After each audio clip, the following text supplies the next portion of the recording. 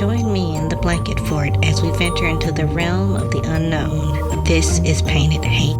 Hello and welcome to the Painted Haint Halloween special, episode 1. Tonight we are talking about the dark and why humans are so afraid of it. So what is it about this time of the day or night that gets under our skin as a species?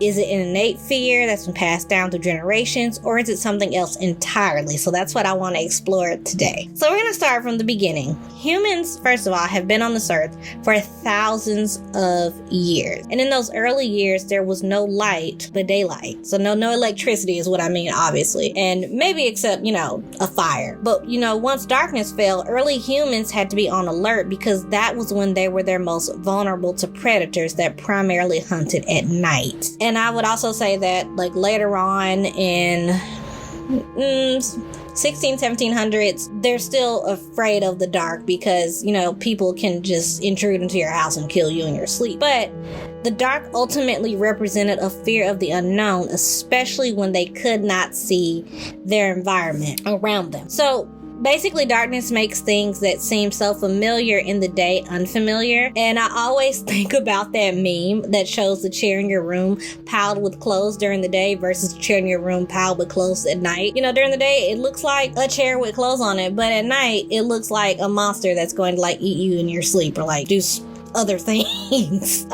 One of the definitions of the dark is the absence of light in a place or to be devoid of color. And to me, the dark also represents something ominous or sinister. And what is more ominous or sinister than any ghost story we can come up with is death. Traditionally, in the Western world, people tend to wear or use black when mourning or remembering the death of a loved one. And I think this ties to our fear of the dark as well. I don't think this stems from our far back ancestors, but basically this comes from our immediate ancestors. In other words, this is a learned behavior, this fear, that we basically learn to fear the dark and associate it with sad or somber events such as a funeral or death. But that's enough of the background. Let's get into the fun aspect of our innate fear of the dark. So how does folklore play into all of this? Folklore and stories tap into our evolutionary fear of the dark. These stories personify the unknown into terrifying figures no matter what cultural background you come from. For example, in Western culture, the most classic example of this is the boogeyman. And then it falls into subsets, that is, the boogeyman varies region by region, state by state, or even city by city. So whenever I think of our fear of the dark and how it relates to folklore, I think of two stories. And actually there are more that I'll cover in TikToks and stuff, but these are the main two. So there's the one from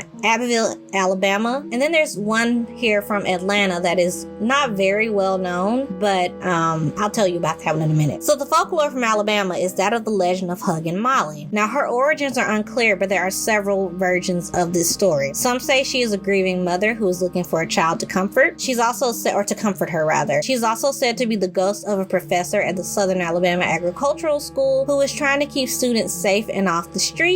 Despite her origins, so where she came from, there are 4 constants no matter who tells this legend. She wears black, she's 7 feet tall, she screams in victims' ears, and her victims are children. And she also attacks them only at night. So the story from Atlanta, however, is lesser known and involves a man called the Green Man. So this figure was said to appear bathed in otherworldly green glow. And this is actually from my mom and my aunts. This folkloric figure was said to haunt what used to be the housing projects called Perry Homes. And like Huggin' Molly, this figure attacked children at night, especially if they were alone. So I think the dark and why we fear it is also used, or is also related to how parents use, they use the dark as a place where, if you're out alone, hey, you'll get snatched up. Or they would, for example, with my mom and my aunts, when they were playing with their cousins who stayed over in Perry Home, they would tell them, the parents, the older people would tell them,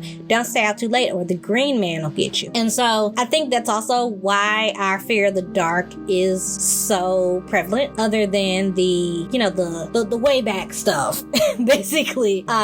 And I have some other legends that we can talk about related to the dark. So people always talk about, the Hat Man or the succubus Actually, the succubus isn't a legend. This is more of, that's more religious. But all of those folklore figures or those religious figures come from our fear of the dark. So why do we fear it? Evolutionary instinct. I would say also, the folklore that we have, especially here in the South. There are so many different little stories about the dark and or related to the dark.